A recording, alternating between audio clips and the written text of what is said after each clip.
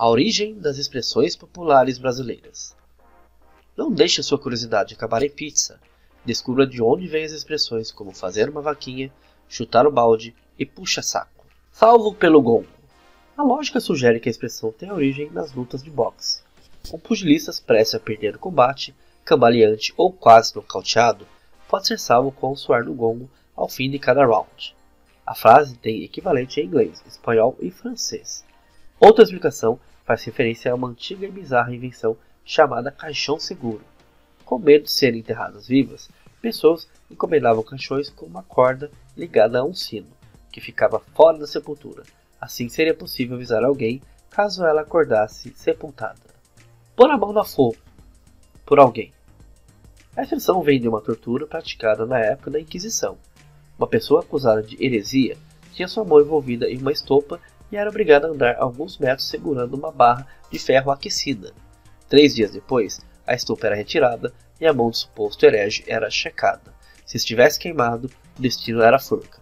Se estivesse ilesa, era provada sua inocência. Daí botar a mão no fogo virou sinônimo de atestar confiança quase cega em alguém. Voto de Minerva. Essa é uma adaptação latina da mitologia grega. Na história, o mortal Orestes matou sua própria mãe e o amante dela para vingar a morte de seu pai, Agamenon. Para escapar da pena capital, a morte, Orestes pediu ajuda a deus Apolo, que atuou como advogado em um julgamento presidido por Atena, que tem nome de Minerva na versão romana. Como a votação do júri, formada por 12 cidadãos, terminou empatada, foi Atenas, Minerva, deus da razão e da justiça, que deu o voto decisivo, inocentando o camarada Orestes. Calcanhar de Aquiles. O ponto fraco de alguém é chamado de calcanhar de Aquiles, por conta da fraqueza desse herói na mitologia grega. Aquiles era um mortal filho do rei Peleu e da deusa Tétis. Na intenção de torná-lo imortal, sua mãe o mergulhou no rio Estige, segurando pelo calcanhar, o único local que as águas não o tocaram, e portanto a única parte vulnerável de seu corpo. Na guerra de Troia, Aquiles teria sido flechado justamente no calcanhar por Paris, que conhecia essa fraqueza. Rodar a baiana. A ameaça de rodar a baiana é dar o escândalo público teria origem nos blocos de carnaval do Rio de Janeiro, no início do século XX. Como alguns malandros aproveitavam a folia para beliscar as nádegas das moças que desfilavam, capoeiristas passaram a se fantasiar de baianas para proteger as damas. Quando o engraçadinho tentava o desfrute, levava um golpe de capoeira. Quem estava de fora só via a baiana rodar e não entendia nada. Andar à toa. A inspiração vem das navegações. A palavra toa deriva do termo inglês tow, que é a corda utilizada para o reboque das embarcações. Ao se aproximarem de um porto, os grandes navios são conduzidos por um barco pequeno, que os reboca pela toa. Enquanto são guiados, os marinheiros da embarcação maior não têm o que fazer e ficam à mercê. Toa. No século XVII, os portugueses já usavam a expressão com o sentido de fazer algo despreocupado, sem esforço. O termo em inglês vive até hoje. Com o significado original tow truck, é o nome dado às guinchas de veículos. Andando dentro de um veículo guinchado. Você não está dirigindo, está literalmente e figurativamente à toa. Segurar vela. Essa expressão vem desde a época em que as velas eram a principal fonte de iluminação das casas. Na Idade Média, quando ainda não existiam as lâmpadas a óleo, as pessoas menos experientes seguravam uma vela para que os mais experientes pudessem executar qualquer tipo de trabalho braçal no escuro. Na França, a expressão tenir la chandelle se refere aos criados que eram obrigados a segurar candeeiros enquanto seus patrões mantinham relações sexuais, mas o serviçal deveria ficar de costas para manter privacidade. Bode expiatório.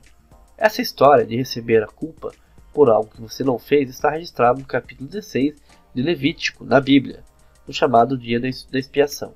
O povo hebreu organizava uma série de rituais de purificação. Um deles contava com a participação de 2 bodes. Um dos animais era sacrificado e seu sangue aspergido ao santuário. O outro, vivo, se tornava um bode expiatório, pois carregava simbolicamente todos os pecados do filho de Israel e era abandonado no deserto, para que todo o mal permanecesse distante do povo. Bola para frente. Apesar de não ter origem registrada, A expressão de encorajamento parece mesmo ter nascido no futebol. Quando um time está em uma situação adversa e necessita virar o jogo, o empenho dos jogadores é sempre para que a bola seja tocada adiante e que a equipe permaneça no ataque, em busca do gol. É uma lição para a vida. Santo do Pau Oco. No Brasil colonial, os impostos sobre o ouro e pedras preciosas eram altíssimos. Para enganar a coroa portuguesa, os mineradores recheavam o interior de santos ocos, feitos de madeira, com a maior quantidade desses bens que conseguissem.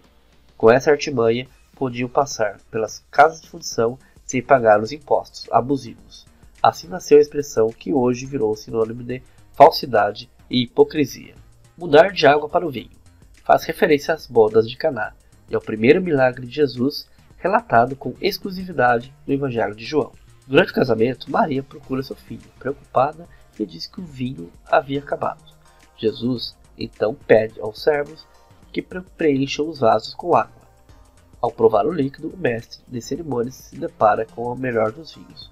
Uma mudança radical, para melhor, como sugere a expressão. Puxa-saco. A expressão surgiu nos quartéis brasileiros. Era o apelido dado aos soldados de baixo escalão que tinham a obrigação de levar o saco de suprimentos de seus superiores durante as viagens e campanhas.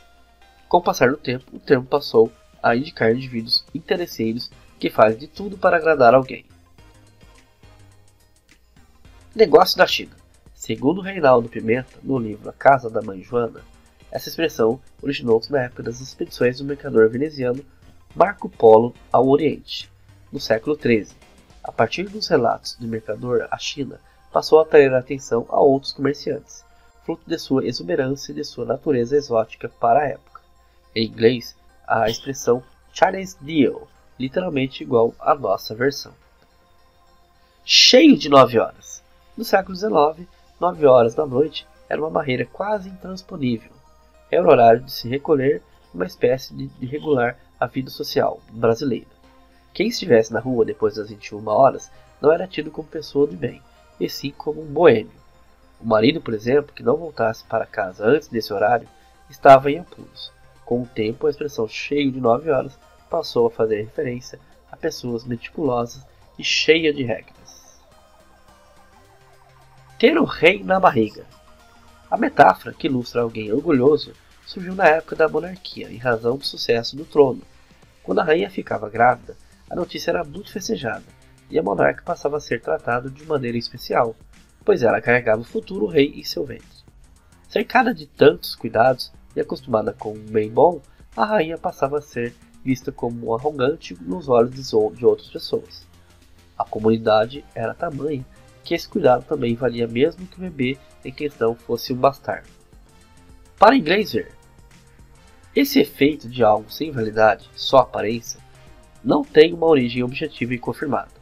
O escritor e jornalista Sérgio Rodrigues escreveu sobre a expressão destacando que talvez a origem mais plausível seja de que, no tempo do Império, as autoridades brasileiras diziam que tomavam providências para combater o tráfico de escravos africanos, fingindo ceder às expressões da coroa inglesa, mas na verdade nunca houve qualquer tipo de atitude em relação ao assunto.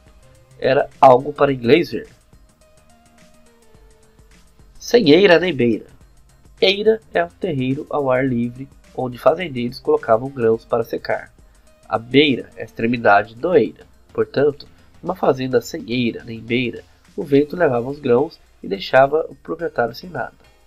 Na região nordeste, a explicação é outra. Antigamente, as casas das pessoas abastadas tinham um telhado triplo, a eira, a beira e a tribeira, enquanto as mais pobres construíam as suas casas apenas em uma fileira de telhas, ficando sem eira nem beira.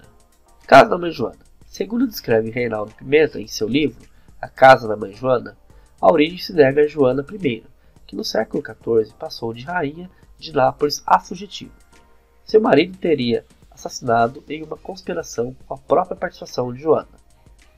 O cunhado dela, Luís I, rei da Hungria, ficou enfurecido e invadiu Nápoles, obrigando até então a rainha a fugir para Avignon, na França. Joana reinou na cidade e resolveu regulamentar os bordéis que ficaram conhecidos como Paço da Mãe Joana. No Brasil, a palavra paço foi modificado para casa, mais popular. E você, gostou de conhecer essas expressões da cultura brasileira e da linguística? Não se esqueça de ir no outro vídeo que temos mais algumas expressões que você possa vir conhecer. Um grande abraço, até a próxima. Não se esqueça de se inscrever no nosso canal, curtir, compartilhar. Até a próxima e valeu!